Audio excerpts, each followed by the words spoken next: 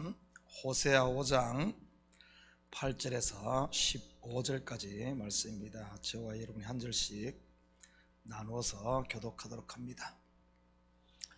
너희가 기브아에서 뿔나팔을 불며 라마에서 나팔을 불며 벳아웬에서 외치기를 베냐민아 내 뒤를 쫓는다 할지어다.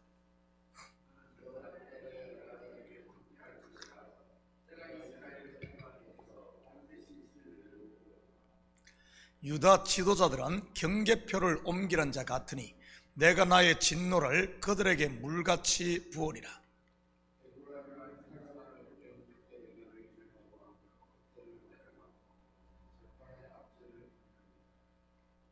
그러므로 내가 에브라임에게는 좀 같으며 유다에게는 썩이는 것 같도다.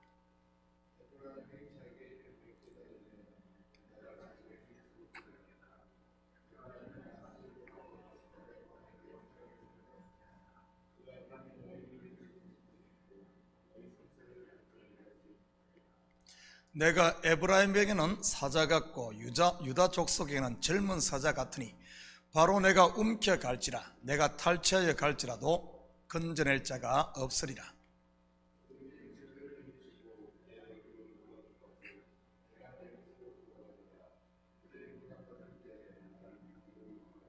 아멘. 좋은 아침입니다. 사무엘이 어릴 때 그는 여호와의 전 안에서 자랐습니다. 그런 그를 하나님께서 사무엘아 사무엘아 하고 부르십니다. 그런데 사무엘은 누구에게 쫓아갑니까? 바로 자기를 부르지도 않은 엘리 제사장입니다. 그것도 3번씩이나 말이지요. 물론 4번째는 엘리 제사장의 도움을 받아 하나님 앞에 섬으로 선지자로 기름을 부음받게 됩니다. 그렇다면 하나님께서 사무엘을 부른 곳이 어디일까요? 그것은 다름 아닌 그가 누웠던 여호와의 전 안입니다. 이것을 좀 더 영적으로 설명하자면 하나님께서는 지금 성령의 전인 내 속에서 부르시는데 우리는 끝에 끝에서 하나님을 만나려고 한다는 사실입니다. 부르지도 않은 엘리 제사장을 통해 말이지요. 물질이라는 엘리, 성공이라는 엘리를 통해 말입니다. 왜 그런 것일까요? 사무엘의 경우는 그가 아직 여호와를 알지 못해서라고 소개를 하고 있습니다. 그렇다면 우리는요, 바로 자기 생각에 갇혀 하나님을 제대로 알지 못해서인 것이지요. 마치 사울이 율법의 비늘로 눈이 가려져 있을 때 교회를 핍박하고 예수 믿는 사람을 잡아 죽이는 게 하나님을 섬기는 예라고 생각했던 것처럼 말입니다. 이처럼 진리의 눈이 열리지 않으면 아무리 바쁘게 뛰어다닌들 하나님의 뜻을 바르게 알 수 없는 것입니다. 여호와를 알지 못했던 사무엘, 그 밤에 얼마나 정신없었겠습니까? 자려고 하면 사무엘아 사무엘아 부르고 또 자려고 하면 부르고 했으니 말이지요. 무슨 똥개 훈련시키는 것도 아니고 말입니다. 혹시 내가 지금 그러고 있지는 않습니까? 이리 뛰고 저리 뛰고 하는데 열매가 없는 이런 신앙 말이지요. 지금 북이스라엘과 남유다가 하나님을 섬기지 않았을까요? 아닙니다. 그들은 눈코 뜰 새 없이 열심히 짐승을 잡아 하나님께 제사를 드리며 하나님을 섬겼습니다. 그런데도 그들은 지금 하나님으로부터 임박한 심판의 경고를 받고 있는 것이지요. 왜 그런지 같이 살펴보면서 혹시 이들의 모습이 지금 내 모습은 아닌지 이 새벽 한번 점검했으면 좋겠습니다. 8절입니다. 너희가 기브아에서 뿔나팔을 불며 라마에서 나팔을 불며 벳아웬에서 외치기를 베냐민아 내 뒤를 쫓는다 할지어다. 당시 뿔나팔이나 나팔은 전쟁이 났을 때 부는 대표적인 신호입니다. 또한 군사를 모집할 때나 절기, 성회로 모일 때도 이러한 나팔을 부르고요. 기브아와 라마는 유다와 이스라엘의 국경에 인접한 도시들로서 특히 기브아는 유다의 전진 군사기지였고 라마는 이스라엘의 전진 기지였습니다. 이들 두 도시는 산 위에 있어서 위급한 상황을 알리기에 가장 좋은 도시였지요. 벳아웬 곧 베델 또한 이스라엘의 남단에 위치한 도시입니다. 베냐민아 내 뒤를 쫓는다 할지어다. 무슨 말입니까? 하나님이 보내신 심판의 칼인 아수르가 북이스라엘을 넘어 남유다의 접경에 임박할 것에 대한 경고인 것입니다. 그만큼 남유다의 심판이 가까웠음을 이렇게 묘사한 것이지요. 이것을 신약을 여는 세례 요한의 언어로 말하자면 회개하라 천국이 가까웠느니라 와 같은 것입니다. 여기서 천국이 가까웠다는 말은 손을 뻗으면 닿을 거리라는 at hand 그런 의미입니다. 그렇다면 호세아 선지자의 시대나 아니면 세례 요한의 시대만 그런 것일까요? 아닙니다. 많은 분들이 이 시대를 일컬어 말세 중에서도 끝인 말세 지말이라고 합니다. 물론 맞는 말입니다. 그렇지만 사실 성도의 삶은 언제나 이 말세 지말 정말 바로 끝자락인 것이지요. 왜냐하면 식물들이 이 끝자락에 생장점이 있고 또한 그 끝자락에서 열매가 맺히듯 성도 또한 인생의 끝자락에 설 때 하나님께 믿음의 손을 내밀게 되고 그곳에 성령의 열매도 맺히게 되는 것이기 때문입니다. 사도 바울은 고린도서 4장 9절에서 이렇게 말하고 있습니다. 내가 생각하건대 하나님이 사도인 우리를 죽이기로 작정된 자같이 끄트머리에 두셨음에 우리는 세계 곧 천사와 사람에게 구경거리가 되었노라. 이 끄트머리 곧 내가 의지할 지푸라기조차 없는 그때 어떤 일이 일어날까요? 바로 내가 약할 그때에 하나님의 강함이 나를 통해 역사하는 것입니다. 손을 뻗으면 닿을 거리에 있는 하나님의 손을 잡으면 구원이 임하는 것이지만 반대로 그 손을 외면하고 마음을 닫으면 심판인 것이지요. 그런 것을 보면 심판과 구원은 깻잎 한 장 차이인 것입니다. 동전의 앞면과 뒷면처럼 말이지요.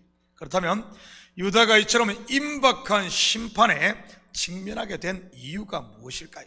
오늘 본문 10절입니다. 유다 지도자들은 경계표를 옮기는 자 같으니 내가 나의 진노를 그들에게 물같이 부으리라. 경계표는 지계표라고도 하는데 땅의 경계를 표시하는 이런 비석을 말합니다. 문자적으로 보면 권력을 이용해 남의 땅을 약탈하는 것을 말하는 것으로서 성경의 대표적인 사람이 나봇의 포도원을 강탈한 아합과 이세벨을 들 수 있지요. 그렇지만 유다 지도자들이 경계표를 옮긴다는 말은 조금 더 영적인 의미를 담고 있는 그런 표현입니다.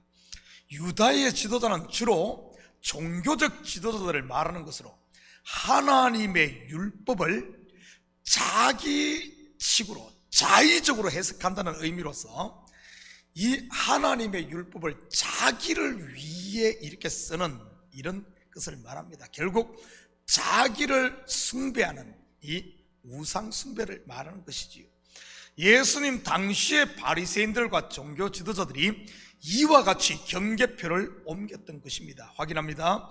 마태복음 15장 4절에서 9절입니다. 한 절씩 나누어서 교독합니다. 하나님이 이르시되 내 부모를 공경하라 하시고 또 아버지나 어머니를 비방하는 자는 반드시 죽임을 당하리라 하셨거늘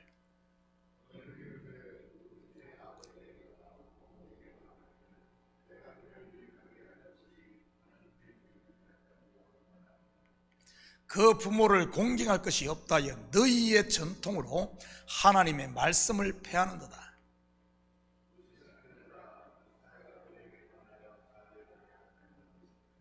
이 백성이 입술로는 나를 공경하되 마음은 내게서 멀도다.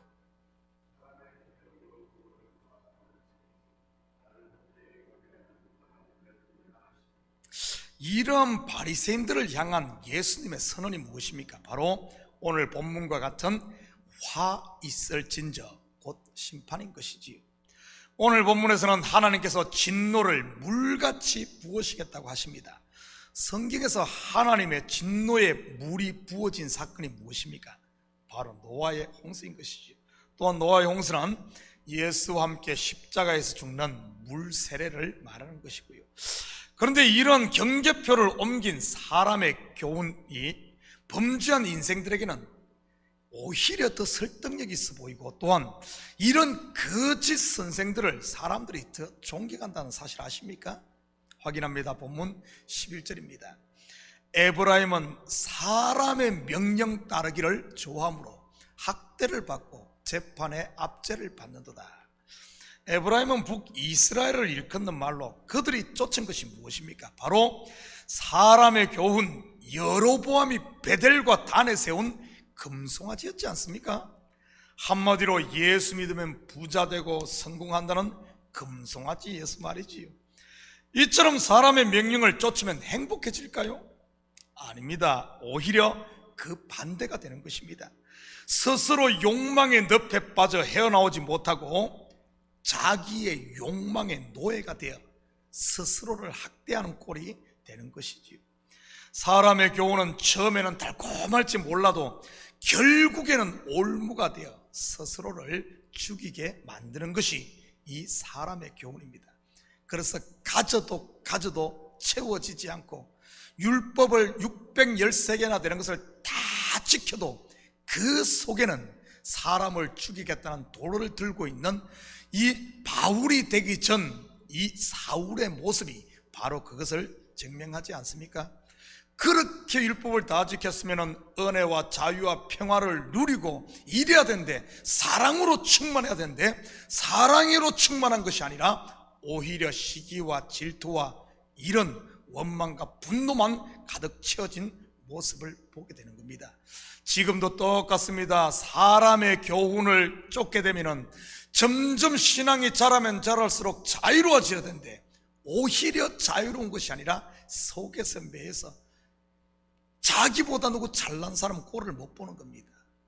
그래서 이 속에 온갖 그런 걸로 이 육신의 것으로 차게 되는 것이지. 13절 계속해서 봅니다. 에브라임이 자기의 병을 깨달으며 유다가 자기의 상처를 깨달았고, 에브라임은 아스루로 가서 야렙 왕에게 사람을 보냈으나 그가 능히 너희를 고치지 못하였고 너희 상처를 낫게 하지 못하리라. 이들은 자기의 병과 상처를 깨달았지만 결국 어디로 갑니까? 병을 치료할 의원이신 하나님이 아닌 사람 인생 막대기 곧 아스루로 가는 것이지요. 서두에서 말한 여호와를 알지 못했을 때 사무엘처럼 말이지. 하나님 앞에 서야 선지자로 소명을 받지 엘리에게 가봤자 허탕만 치는 것 아니었습니까? 이것은 이스라엘이 유다를 치기 위해 아수르와 동맹을 맺은 사건이나 아니면 이스라엘을 견제하기 위해 유다가 아수르와 동맹을 맺고 했던 이런 행위들을 책망하는 것입니다. 결국 인생 막대기를 의지했던 북이스라엘은 다름 아닌 그들이 의지했던 아수르에 의해 멸망당하게 되지. 병 고치겠다고 찾아갔다가 오히려 장기 적출당한 꼴이라고는 할까요?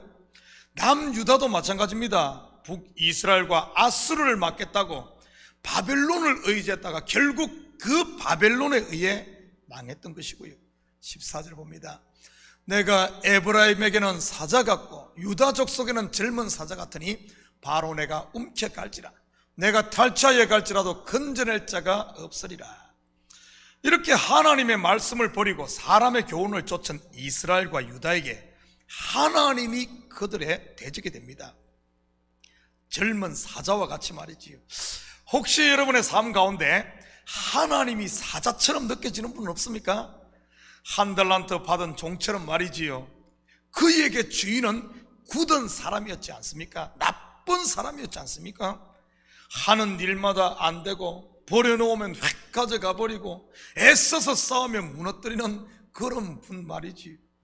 그래서 예수를 믿으면서도 속에 은혜와 평강 대신 두려움이 충만해지는 이런 분 말입니다. 저는 성도들 얼굴 보면 좀 알 수가 있어요. 그 속에 뭐가 들어있는지 말이지. 요즘에야 마스크로 얼굴을 가리고 있으니 알 수가 없지만 말입니다. 혹시 그런 분 계시다면 15절 말씀에 귀를 기울이시기 바랍니다. 15절입니다. 그들이 그 죄를 뉘우치고 내 얼굴을 구하기까지 내가 내 곳으로 돌아가리라. 그들이 고난받을 때 나를 간절히 구하리라. 내 얼굴을 구하기까지. 더 이상 자기를 의지하지 않고 하나님 앞에 엎드릴 때까지, 곧 겉의 것을 붙들고 있던 것이 깨지고 눈에 비늘이 벗겨져 속에 있는 진리에 눈 뜰 때까지, 이런 의미입니다. 그러면 대적이었던 하나님이 이제는 나의 대장이 되시고 구세주가 되시는 것이지, 나의 죄를 폭로했던 검사가 나를 변호하는 변호사가 된다는 이런 말입니다. 바로 주님 앞에 엎드려 그분의 은혜를 내가 수용하고 아멘으로 받을 때 말입니다. 사랑하는 성도 여러분, 오늘 하루도 하나님의 얼굴을 구함으로 우리의 몸과 마음 그리고 삶의 구석구석의 병든 곳들이 치유함을 받고 주님을 나의 왕으로 모심으로 내 속에 있는 두려움이나 근심, 걱정 이런 것들을 좀 몰아내길 바랍니다. 그래서 오늘도 예수 그리스도로 말미암아 주어진 하나님의 은혜와 평강으로 가득 채워 이 하나님 나라를 누리며, 이 누리며 살 때 우리 속에 있는 빛이, 우리 속에 있는 사랑이 세상 여러분 삶의 현장에 증거가 되는 겁니다. 그래서 오늘 하루도 이런 정말 그리스도 안에서 이런 하나님 나라를 누림으로 여러분의 삶의 현장에 그리스도의 빛을 비추는 하나님의 정인, 그리스도의 정인으로 사는 우리 식구들 되기를 주님으로 축복합니다. 같이 기도하십시다. 사랑의 아버지 하나님, 참으로 감사드립니다. 맞습니다. 우리를 정인되라고 불렀는데 아버지 하나님, 정인이 되기 위해서는 먼저 내 자신이 깨지고 내 속에 있는 빛이 드러나야 세상 가운데 비출 것 아닙니까? 하나님, 혹시 내 속에 갇혀 있다면, 내 생각에 매여 있다면 이 아침 주님 앞에 섬으로 말미암아 주님의 얼굴을 구하고 주님의 얼굴의 빛이 우리 속에 충만하게 채워지는 빛의 자녀들 다 되게 도와주시옵소서. 이 새벽 무거운 짐이 있다면 주님 십자가 앞에 내려놓게 하시고, 이제는 아버지 하나님 이런 세상의 무거운 짐을 지는 자가 아니라 아버지는 그리스도의 가벼운 멍에를 지고 이제는 그리스도와 더불어 왕노릇하며 사는 저희들 되게 도와주시옵소서. 감사드리며 예수님의 이름으로 기도드립니다. 아멘.